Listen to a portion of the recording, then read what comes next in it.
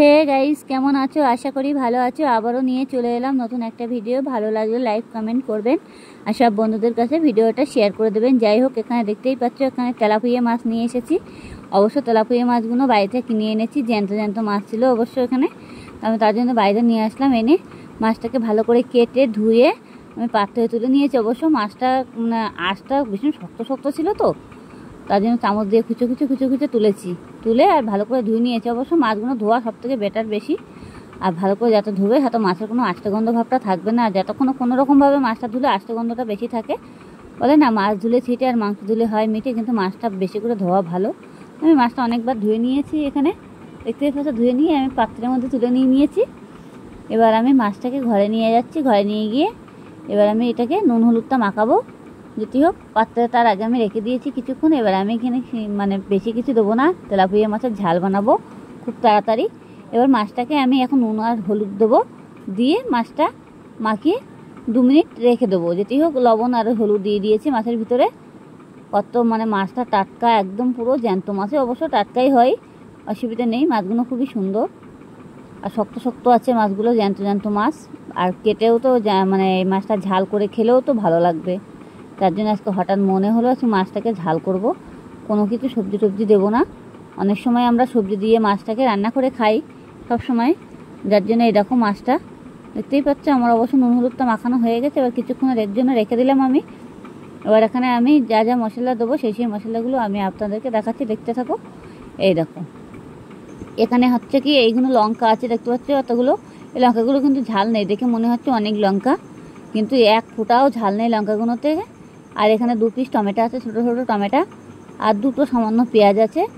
আর 6-7 কোয়া রসুন আছে, কুচি কুচি করে কেটে নিয়েছি আমি। রসুনগুলো গোটা রাখিনি, আমি অবশ্য থেতো করে নিই। রসুনগুলো গোটা গোটা ছিল, তাই আমি কুচি করে কেটে নিয়েছি। থেতো করলে হবে না, যার জন্য আমি গোটা করে কেটে নিয়েছি।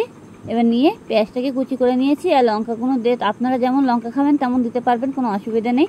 আর অবশ্যই লঙ্কা এক ফোঁটাও ঝাল নেই, এর জন্য লঙ্কাটা অনেক মনে হচ্ছে বেশি, কিন্তু লঙ্কাগুলো একদম এত ফুলো লঙ্কা। আর রান্না করলে পরে লাগে তিতকুল লাগে এই লঙ্কাগুলো।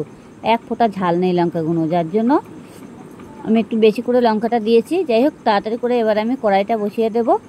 কড়াইটা বসিয়ে দিয়ে দিয়েছি। এবার কড়াইটা আমার ভালো করে গরম করে নিতে হবে। গরম করা হয়ে গেছে, কড়াইতে তেল দিয়ে দিয়েছি ঝটপট করে, দিয়ে মাছগুলো আমি বসিয়ে দিয়ে দিয়েছি। দেখতেই পাচ্ছ, মাছগুলো 3 পিস করে ভেজে নেবো, না হলে মাছগুলো বেশি ভেঙে যাবে। ভেঙে গেলে হবে না। অবশ্য কড়াইটা যাতে হোক গরম করে নিয়েছি বেশি করে, তো অবশ্য ভাঙার কোনো প্ল্যানই নেই। যত কড়াই গরম করবে তত মাছগুলো খুব তাড়াতাড়ি দ্রুত উঠে যাবে। যাই হোক, আমার মাছগুলো অলরেডি লাল লাল হয়ে গেছে।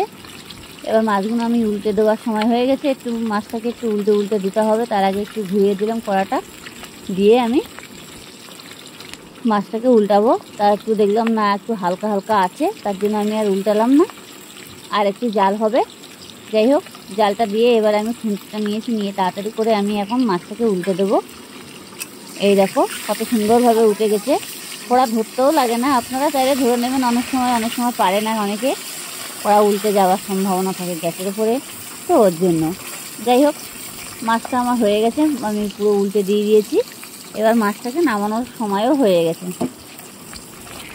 মাছটা এখন তেলাপিয়া মাছ সবসময় একটু লাল করে ভাজাটাই বেটার লাগবে, নাহলে মাছটা একটু কাদা কাদা টাইপের থাকবে, ঝুলে দিলে পুরো লাড লাড হয়ে যাবে।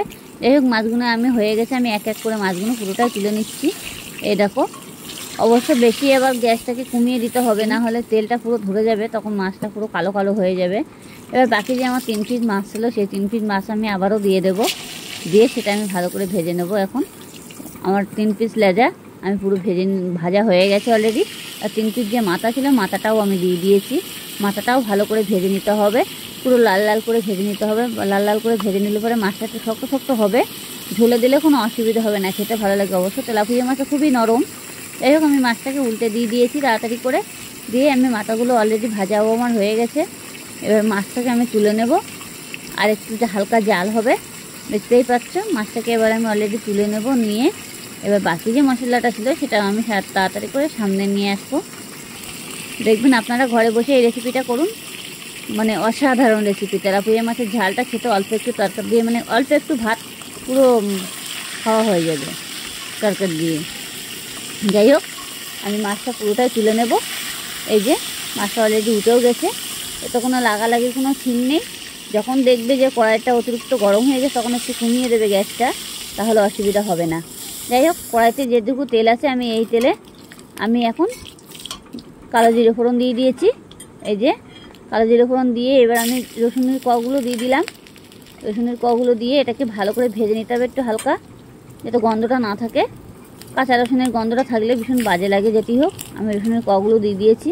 রসুনের কোয়াগুলো অলরেডি ভাজাও হয়ে গেছে। এবার আমার বাকি যে পেঁয়াজগুলো ছিল সেই পেঁয়াজগুলো আমি এখন দিয়ে দেবো। এরকম পেঁয়াজগুলো দিয়ে দিলাম। পেঁয়াজগুলো দিয়ে পেঁয়াজগুলো ভালো করে ভেজে নিতে হবে। একটু পেঁয়াজের জল ভাবটা ওঠে তো অনেক সময়, এর জন্য আমি টমেটোগুলো এখন দিচ্ছি না। যেটি হোক, আমি পেঁয়াজটাকে হালকা একটু ভেজে নেব, যাতে জল ভাবটা না থাকে। সেই কারণে জল ভাব ওঠে, দেখবে যখন তেলের উপরে পেঁয়াজের ভিতরে একটা জল ভাব থাকে, সেটাকে টেনে যায়। যাই হোক, যে আমার মশলাগুলো ছিল এই টমেটো কাঁচা লঙ্কা সেটা আমি দিয়ে দিয়েছি। দিয়ে এটাকে ভালো করে নাড়াচাড়া দিতে হবে, একদম পুরো পুরো মানে ঘেটা ঘেটা করে ফেলতে হবে। নাড়তে নাড়তে পুরো ভাজা ভাজা হয়ে যাবে, লাল লাল হয়ে যাবে। তার মধ্যে এখন আমি লবণ আর হলুদটা দিচ্ছি না, একটুখানি পরে দিচ্ছি। যেটি হোক, এটাকে আমি নেড়ে নেবো, না হলে তলায় লেগে যাবে লবণ আর হলুদ দিয়ে দিলে। দিয়ে পরে তারপরে এটাকে আমি জল দেবো। এখন তো দেবো না, এখন কিছুক্ষণের জন্য এটা হতে লাগুক। এবার দিয়ে দিয়েছি আমি লবণ আর হলুদ আর জিরের গুঁড়ো, দেখতেই পাচ্ছ। দিয়ে এটাকে আমি ভালো করে ভেজে নেবো, যাতে গন্ধটা না থাকে, কাঁচা গন্ধ ভাবটা যাতে না থাকে।